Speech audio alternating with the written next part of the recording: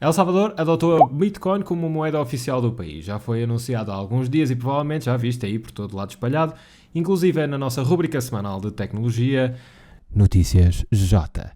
Neste vídeo vou-te explicar os motivos, as vantagens, os riscos desta decisão e falar-te um pouco sobre o presidente que está na boca do mundo.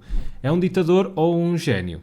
Desafio-te a ficar por aí e se não aprendes nada novo ou interessante até ao final deste vídeo, esmagas o dislike. Challenge accepted.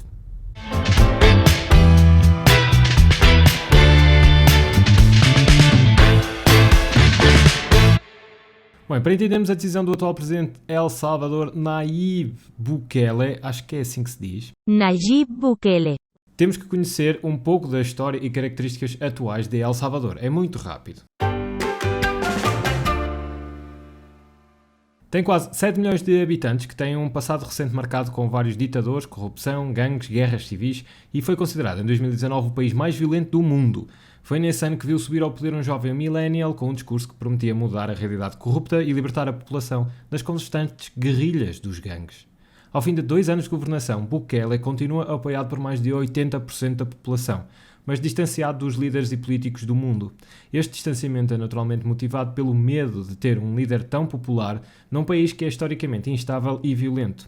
Mas não é só no país que Bukele é popular. Também no Twitter, o presidente tem um ar hipster e descontraído e é bastante ativo e seguido. E enquanto vemos como o Bitcoin deverá funcionar em setembro deste ano em El Salvador, eu gosto sempre de imaginar e se acontecesse no nosso país. Imaginem, a lei aprovada define que todo o comércio é obrigado a aceitar Bitcoins, excepto se provar que não tem condições para o fazer. Por exemplo, quem não tenha um telemóvel.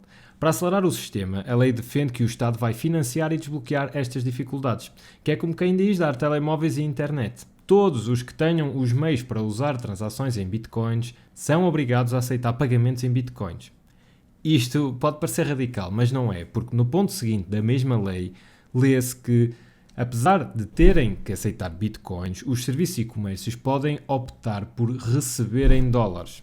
E pensemos bem, é exatamente igual a qualquer transação que envolve câmbio de moeda. Se eu for a El Salvador e pagar com o meu cartão de crédito, eu vou estar a pagar em euros. Ou seja, o vendedor aceita os meus euros, mas o sistema bancário garante que naquela transação é feita a conversão dos euros em dólares e eu pago as taxas de câmbio. O vendedor recebe o valor exato em dólares na conta dele.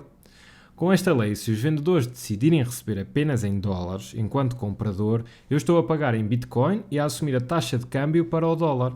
E para o vendedor é exatamente igual, porque vai receber em dólares, embora aceite Bitcoins.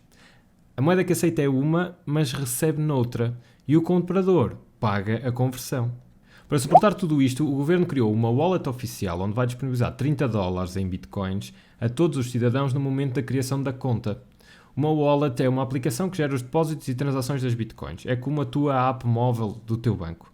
Só com a particularidade de ser tudo digital, porque não se pode imprimir moedas ou notas de bitcoin. Cada wallet contém a chave privada que identifica a minha conta e garante a segurança das minhas bitcoins.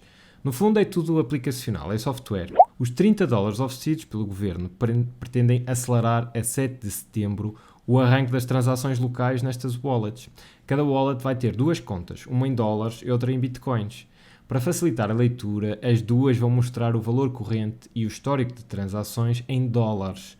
Fala-se sempre em dólares e depois joga as taxas de conversão do dólar para o bitcoin. Os dólares da conta de bitcoin vão valer mais ou menos conforme a força do bitcoin no momento em que esses dólares forem usados.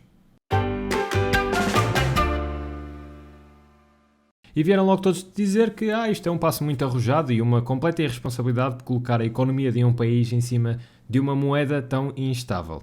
E à primeira vista pode parecer que sim, mas eu acredito que isto tenha sido altamente ponderado e existem inúmeras vantagens, sendo que esta instabilidade pode ser evitada, este risco de instabilidade. Se não, vejamos, um país com o histórico de instabilidade que El Salvador tem naturalmente uma taxa de imigração bastante elevada. Mais de 3,5 milhões de imigrantes que estão maioritariamente concentrados nos Estados Unidos e que enviam remessas aos familiares. Estas remessas representam cerca de 20% do PIB do país. E aqui está um dos pontos críticos para a adoção da Bitcoin. é que estas remessas sofrem um grande corte quando passam pelas taxas das casas de câmbio ou pelas comissões dos bancos que tratam das transferências internacionais.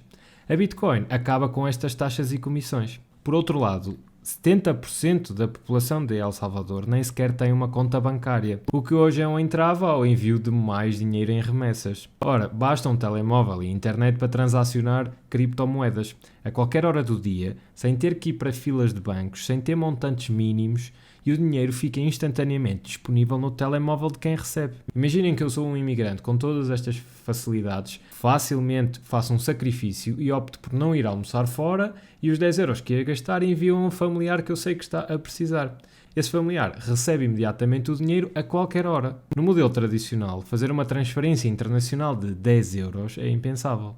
Para além disso, o timing também não me parece nada inocente. Consegue ser o primeiro do mundo a anunciar este passo, o que já deu frutos porque colocou os holofotes do mercado económico internacional todos no país. E sendo o primeiro, pelo menos vai ter uma comunidade de grandes early adopters ao seu lado, que vão querer arriscar negócios na eventualidade da coisa funcionar. Em segundo lugar, faz isto no momento em que o dólar começa a sofrer uma grande desvalorização, fruto da inflação que a resposta ao Covid trouxe.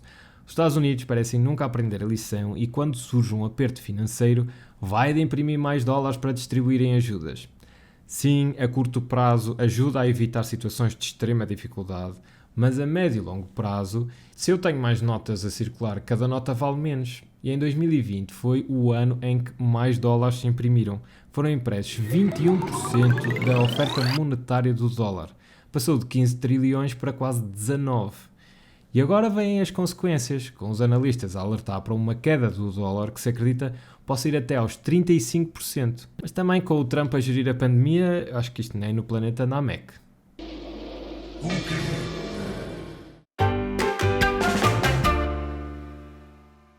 Mas apesar das características de El Salvador e do timing parecer perfeito, existem riscos naturais neste movimento. E o principal risco são os próprios mercados internacionais, ou melhor, a camada que faz a gestão dos mercados internacionais hoje em dia e que vigora há séculos.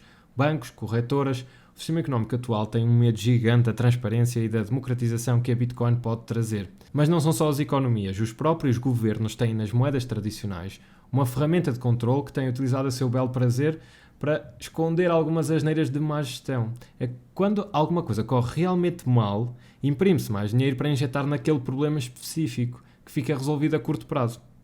Mas degradou-se a economia de forma transversal. Como esta degradação é diluída no tempo em forma de inflação, depois já ninguém relaciona os impactos com o que correu mal. Por outro lado, e tendo já percebido que as moedas digitais são inevitáveis num futuro onde cada vez mais se transaciona online, os próprios países já começaram a corrida à criação de versões digitais das suas moedas.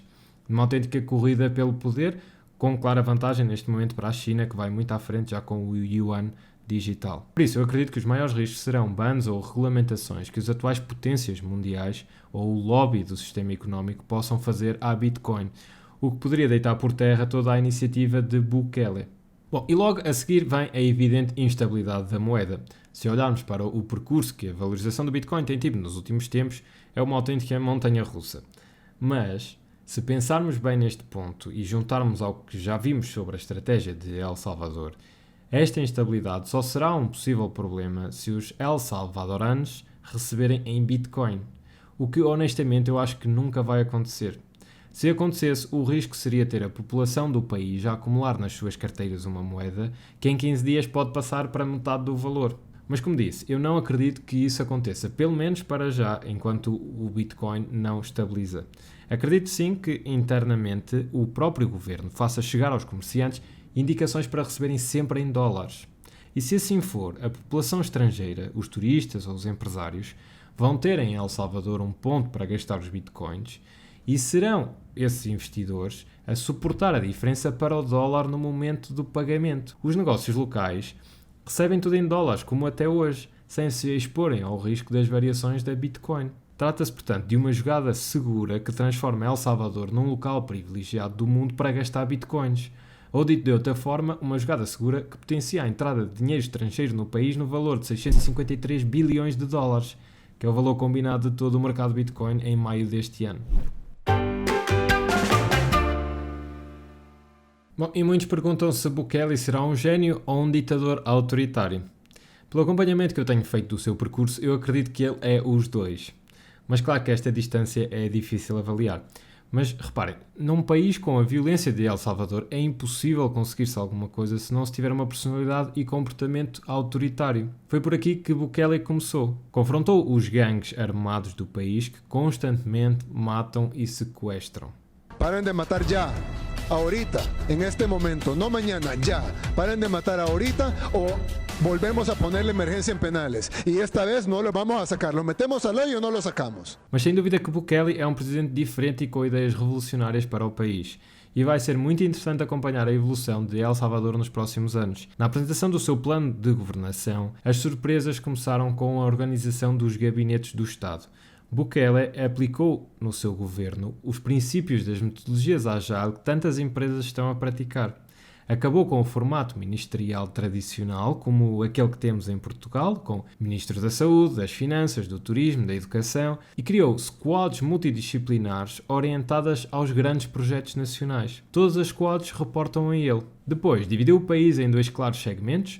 Na parte sul, vai focar o investimento em infraestruturas que permitam rentabilizar a costa e o posicionamento estratégico do país no centro do continente americano. Neste projeto estão incluídos portos marítimos e uma linha férrea que o presidente pretende ligar aos portos marítimos dos vizinhos Honduras ou Guatemala. Com este projeto, El Salvador poderia modificar as rotas marítimas que hoje são utilizadas pelo Oriente, a China, o Japão, a Coreia, e as mercadorias poderiam ser descarregadas em El Salvador, deslocadas depois de comboio e carregadas do outro lado, já no Mar das Caraíbas, evitando assim o único percurso marítimo possível de hoje, o Canal do Panamá, que tem um monopólio do tráfego marítimo internacional e faz rios de dinheiro com as portagens que cobra. Na parte norte do país, que é também a mais pobre, os projetos são maioritariamente focados na agricultura, mas com um pormenor, é que é a agricultura sustentada por tecnologia. E este é, aliás, um dos pontos centrais em todos os projetos de Bukele, a tecnologia.